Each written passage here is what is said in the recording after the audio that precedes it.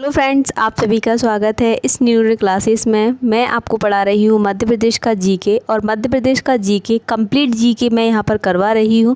तो आप समझ सकते हो कि किस तरीके से आपको पेपर में क्वेश्चन पूछे जाते हैं।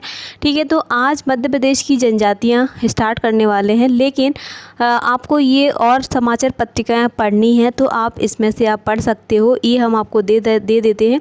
जैसे अगर आप बात करें तो भोपाल में कौन कौन सी समाचार पत्रिकाएँ जारी होती है ये देख लेना आप एक बार। इंदौर में कौन कौन सी समाचार पत्रिकाएं जारी होती है, जबलपुर में कौन कौन सी हैं ये। ठीक है, तो आप एक बार इसको चेक कर लेना, एक बार थोड़ा सा देख लेना क्योंकि ये पूछी जाती हैं। ठीक है, इसमें आपको उज्जैन, ग्वालियर, सागर, छिंदवाड़ा, नरसिंहपुर, होशंगाबाद सारा दिया है। बस आपको क्या करना है, इन सारी चीज़ों को अपने पास रख लेना है। मैं आपको बता देती हूँ इसमें से। देखो, अगर आपको पढ़ना है ना तो डिटेल में तो मैंने बता ही दिया है कि कौन कौन से इम्पोर्टेंट है।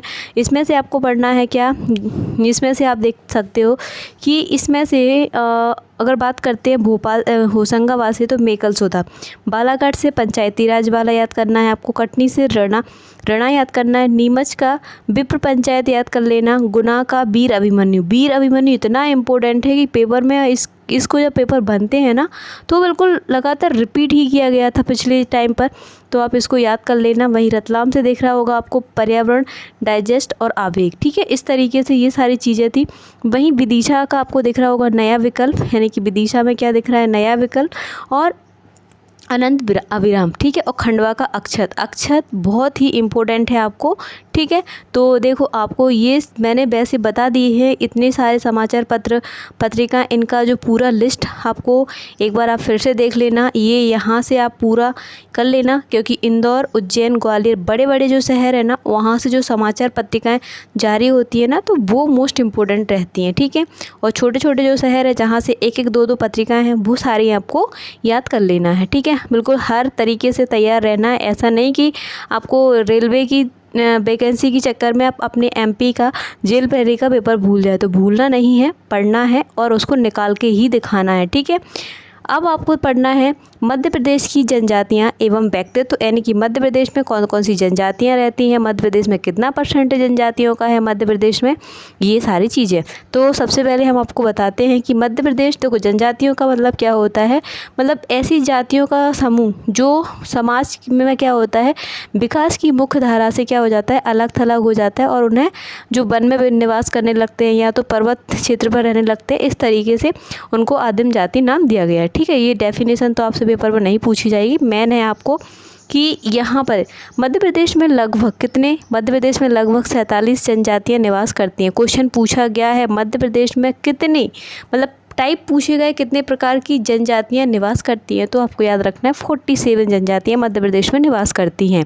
इसके बाद अगर बात करते हैं तो मध्य प्रदेश में यानी कि कितना परसेंटेज है जनसंख्या का इनका, तो 21.8% आदिवासी जनजाति मध्य प्रदेश में रहती हैं। ये 2011 की जनगणना की गई थी मध्य प्रदेश की, तो उसमें पाया गया कि 21.8% जनसंख्या आदिवासी मध्य प्रदेश में रहते हैं। ये चीज़ आपको याद रख लेना है। ठीक है, इसके बाद अगर बात करते हैं पूरे अगर देश में बात करें तो मध्य प्रदेश में सबसे ज़्यादा जनजातियाँ निवास करती हैं। तो ये क्वेश्चन आपसे बहुत ही इम्पोर्टेंट है।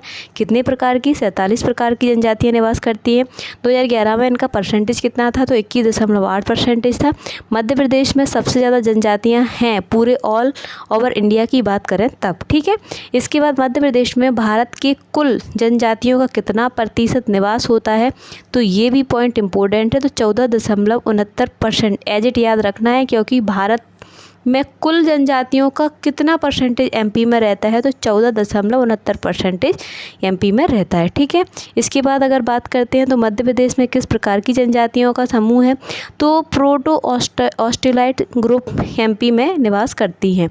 ठीक है, तो आपको ये पॉइंट मोस्ट इम्पोर्टेंट है। सबसे पहले कितना परसेंटेज, दूसरा भारत में कितना स्थान रखता है और कितनी आबादी का परसेंटेज एमपी में है। ठीक है, ये चीज़। इसके बाद जो जो इम्पोर्टेंट रहता है मैं आपको बताती जा रही हूँ, क्या क्या पढ़ना है, मेन बात ये है। तो मध्य प्रदेश में 1964 की अगर बात करते हैं तो आदिम जाति कल्याण विभाग की स्थापना की गई थी, ये चीज़ आपको याद रखनी है। मध्य प्रदेश में कब? 1964 में आदिम जाति कल्याण विभाग इस्टेब्लिश किया गया। इसका नाम कब बदला गया, ये भी याद रखना है। तो इसका नाम 1965 में बदला गया, जिसका क्या नाम कर दिया गया, तो आदिवासी एवं हरिजन कल्याण विभाग किया गया। दोनों ही पॉइंट मोस्ट इम्पोर्टेंट है। सबसे पहले आदिम जाति कल्याण विभाग, ठीक है, इसके बाद इसका नाम कब बदला गया, और आदिवासी एवं हरिजन कल्याण विभाग कब किया गया, तो 1965। ठीक है, इसके बाद अगर बात करते हैं देश का पहला, मतलब पूरे इंडिया लेवल पे बात कर रहे हैं, देश का पहला आदिवासी शोध एवं विकास संस्थान कहाँ बनाया गया था, तो कहाँ बनाया गया है, तो भोपाल में। कहाँ? भोपाल में पहली बार बनाया गया, ये है, याद रखना है। देश का पहला आदिवासी संचार केंद्र, मतलब आदिवासी संचार केंद्र मतलब कम्युनिकेशन को बढ़ावा देने के लिए जो सेंटर बनाया गया है, तो वो कहाँ बनाया गया है, झाबुआ में। जो जो पॉइंट हम टिक करते जा रहे हैं वो आपको अच्छे से अपनी कॉपी में नोट कर लेना है, अच्छे से 3 से 4 बार इनको दोहरा लेना है। ठीक है, अब इंदिरा गांधी आदिवासी विश्वविद्यालय अमरकंटक में स्थापित किया गया है। इसके बारे में एक पॉइंट याद रखना है कि इंदिरा गांधी आदिवासी विश्वविद्यालय इंडिया लेवल पर तो पहला विश्वविद्यालय है, लेकिन वर्ल्ड लेवल की बात करते हैं तो इस तरीके का पहला जो आदिवासियों के लिए पहले ही जो यूनिवर्सिटी बनाई गई वो ऑस्ट्रेलिया में बनाई गई। और दूसरे नंबर की अगर बात करते हैं तो ये इंदिरा गांधी आदिवासी विश्वविद्यालय है पूरे विश्व लेवल पर। ठीक है, तो ये याद रख लेना है। इसके बाद अगर बात करते हैं आदिवासी संग्रहालय कहाँ? छिंदवाड़ा के पातालकोट में स्थापित है, ये याद रखना। ये आदिवासी संग्रहालय है कहाँ? छिंदवाड़ा के पातालकोट में स्थापित है। इसके बाद अगर बात करते हैं आदिवासी के बाद अब जनजाति संग्रहालय कहाँ है? देखो, जब आपको आदिवासी शब्द आएगा तो आपको ये पातालकोट लगाना है, और अगर जनजाति संग्रहालय आएगा तो आपको भोपाल लगाना है। ठीक है, तो शोध संचार केंद्र यानी कि शोध एवं विकास केंद्र आएगा तो आपको भोपाल लगाना है, और संचार केंद्र आएगा तो आपको झाबुआ लगाना है। ठीक है, ये पॉइंट आपके क्लियर हो गए होंगे। इसके बाद आपको देखना है कि अपने एमपी में मतलब किस जगह पर आदिवासियों का परसेंटेज ज़्यादा है, जनजातियों का। जनजाति मतलब होता है ट्राइब्स, क्या होता है, मतलब एसटी मतलब होता है शेड्यूल्ड ट्राइब्स। ठीक है, इसके बाद अगर बात करते हैं सर्वाधिक जनसंख्या, सिर्फ जनसंख्या की बात कर रहे हैं तो सबसे ज़्यादा जनसंख्या धार में पाई जाती है, दूसरे नंबर पर बड़वानी पाई जाती है, तीसरे नंबर पर झाबुआ। तो ये तीनों चीज़ें याद रखनी है, क्योंकि जनसंख्या भी पूछते हैं और परसेंटेज भी पूछते हैं। तो जनसंख्या तो अपन काउंट करने में याद नहीं रहती, इसीलिए बस उनकी जगह का नाम याद रख लेना है। क्या? एसटी सबसे ज़्यादा धार में, दूसरे नंबर बड़वानी में, तीसरे नंबर झाबुआ में। इसके बाद अगर बात करते हैं परसेंटेज, अब परसेंटेज पूछा जाता है पेपर में। सबसे ज़्यादा अगर परसेंटेज है ना तो अलीराजपुर में है, कितना? 89%। कितना? 89%। और दूसरे नंबर पर झाबुआ, तीसरे नंबर पर बड़वानी। तो कैसे याद रखोगे? अली की बुआ बड़ी, अली की बुआ क्या है? बड़ी। तो ऐसे याद हो जाएगा अली बुआ बड़ी, ऐसे भी याद रख सकते हो, अली बुआ बड़ी। ठीक है, अली बुआ बड़ी।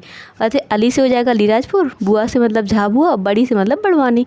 तो ये परसेंटेज के लिए आपका कोड हो गया। ठीक है, ऐसे भी हो गया। अब इसमें ऐसे याद रख सकते हो गया ना। अब इसमें परसेंटेज याद रखना है, अलीराजपुर 89%, झाबुआ 87%, बड़वानी 69.4%। अब आएगा न्यूनतम परसेंटेज कहाँ पाया जाता है, न्यूनतम जनसंख्या कहाँ पाई जाती है। तो सबसे कम एसटी पाई जाती है भिंड में, दूसरे नंबर पर दतिया में, तीसरे नंबर पर मुरैना में। ये पॉइंट याद रख लेना है। उसके बाद अगर इनका परसेंटेज, तो देखो भिंड में सबसे कम 0.4% याद रख लेना है, मुरैना में 0.9%, दतिया में 1.2% ये निवास करती हैं। तो ये टेबल आपके एग्ज़ाम के लिए ये मानिए कि आपके यहाँ से 3 से 4 क्वेश्चन कवर होंगे। कितने? 3 से 4 क्वेश्चन यहाँ से कवर होंगे। ये टेबल आपको याद कर लेनी है। ठीक है, अब इसमें क्या है, जनजातियों का क्षेत्र 3 से 4 नहीं बोल सकते, क्योंकि इसमें से आपके 2 क्वेश्चन तो बिल्कुल आने ही हैं। ठीक है, आप जनजातियों के क्षेत्र का विभाजन, मतलब कौन सी जनजाति किस क्षेत्र में रहती है, ये आपके लिए इम्पोर्टेंट नहीं है। आपके लिए इम्पोर्टेंट है कि कौन सी जनजाति, ऐसे अगर बात करते हैं, ये है आपका गौंड जनजाति। अब आपकी आ गई हैं जनजातियाँ। अब पूछा जाए आपसे कि गौंड जनजाति किस प्रकार की जनजाति है, भारत में क्या है इसका महत्व और एमपी में क्या है इसका महत्व। तो भारत की सबसे बड़ी जनजाति पूछा जाता है, भारत की सबसे बड़ी जनजाति है गौंड। तो भारत की बात कर रहे हैं गौंड, और ये ग्रुप में रहने वाली मध्य प्रदेश की सबसे बड़ी। ये दोनों ही क्वेश्चन काफ़ी इंपॉर्टेंट रखते हैं पेपर में कि देखो भारत की सबसे बड़ी जनजाति गौंड, वहीं अगर बात करते हैं ग्रुप में रहने वाली, मतलब एक समूह के मध्य रहती है, तो ग्रुप में रहने वाली जनजाति है तो ये एमपी में पहला स्थान रखती है, जबकि एक जनजाति के रूप में दूसरी सबसे बड़ी जनजाति है।